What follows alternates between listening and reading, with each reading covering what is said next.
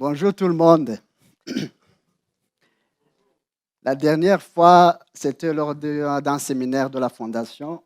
Notre ami Ernest m'avait invité pour faire un témoignage. J'avais commencé mon témoignage en disant que j'étais né normal comme tout autre enfant. Mais aujourd'hui, grâce à notre ami gouverneur Ernest, j'ai envie de rajouter surtout que j'ai grandi avec plein de rêves. Des rêves de devenir un grand joueur de foot comme Maradona, c'était l'idole à l'époque de mon enfance. Des rêves de devenir un grand athlète comme Carl Lewis, c'était l'homme le plus rapide du monde à l'époque de mon enfance aussi.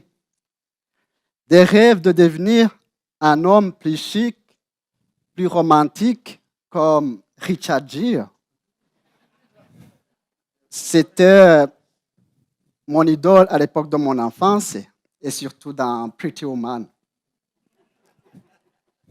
Des rêves de vivre et des folies, faire des virées dans les montagnes avec les copains, de faire danser des jeunes filles dans des soirées, des rêves comme tout enfant normal. Hélas, fini les rêves. Bonjour les affres de la polio. Elle est une arme destructrice des rêves. Elle détruit le regard des proches, l'amour des parents, et le plus grave encore, elle détruit l'amour de soi-même. Elle détruit l'espoir des tiens, la considération de l'entourage, plus grave encore, elle te prive des rêves de la jeunesse, de la joie de vivre et de l'envie de ressembler aux autres. Elle détruit ton adolescence et cette liberté de vivre avec des envies parfois extravagantes. Elle installe en toi la peur d'aimer, de peur de ne pas être aimé en retour. Elle dévaste toute sa vie en te causant des blessures, tant physiques que morales.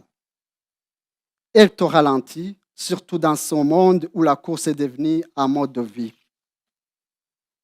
Elle te barricade dans le camp des faibles, des inutiles, et plus grave encore, dans le camp parfois des répugnants.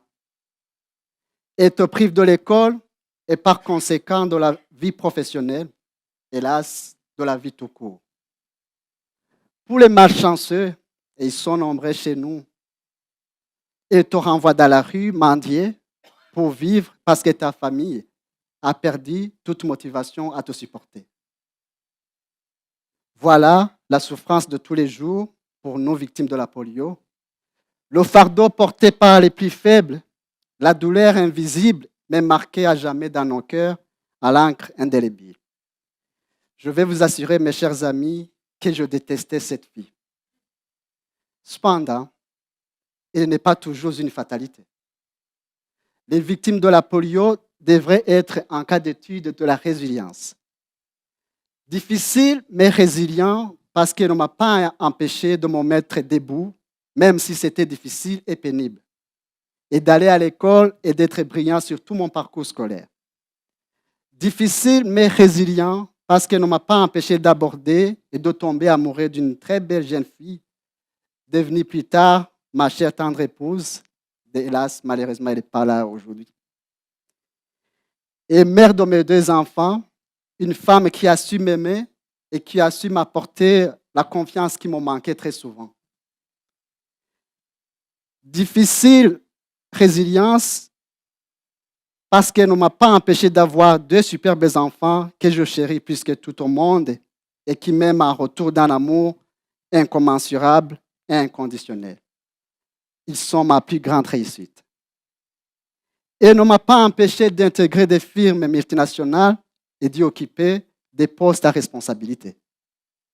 Elle ne m'empêche plus de rêver, ni de courir. Elle ne m'empêche plus de voyager, d'être beau, d'être chic. La preuve, vous le voyez ici devant vous.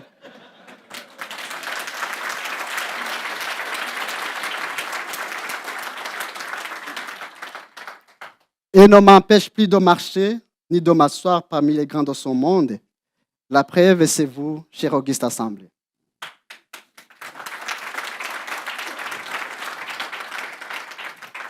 Cette partie de ma vie, je l'appelle la résilience. Et je l'aime beaucoup, cette vie. Vraiment, je l'aime.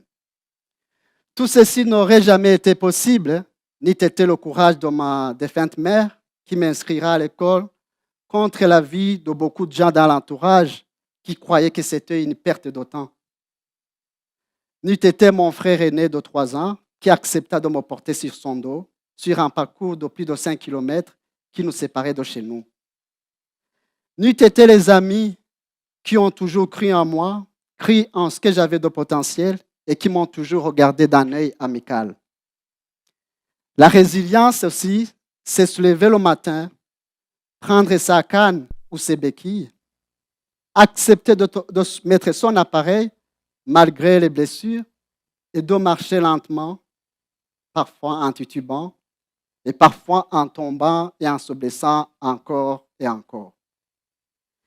La résilience, c'est aussi les amis, la famille qui te prennent les bras pour te permettre d'avancer et qui t'aident à te relever après une chute. La résilience, c'est aussi ce sourire amical après une chute.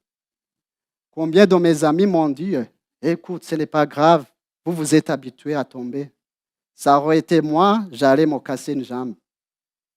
Et malheureusement, c'est vrai, parce que pour la plupart, ils n'ont plus rien à casser à cause de la polio.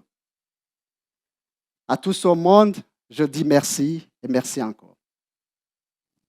Chers Auguste Assemblée, vous avez vu défiler tout le temps derrière moi les visuels, parfois avec un langage qui vous semblait bizarre, sûrement. Ce mot si simple et court a une signification énorme dans notre lutte contre la polio. Je voudrais alors prononcer ce mot pour vous demander de l'accompagner par un geste qui correspond à sa signification. Ce mot, je le prononcerai dans ma langue nationale parce qu'il est de ma langue nationale. Haguruka, ça veut dire debout.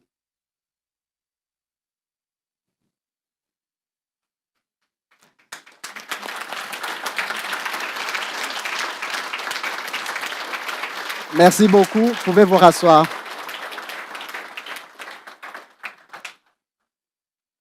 Vous ne savez pas combien ce geste anodin pour tout le monde ici peut avoir une importance capitale pour un enfant victime de la polio.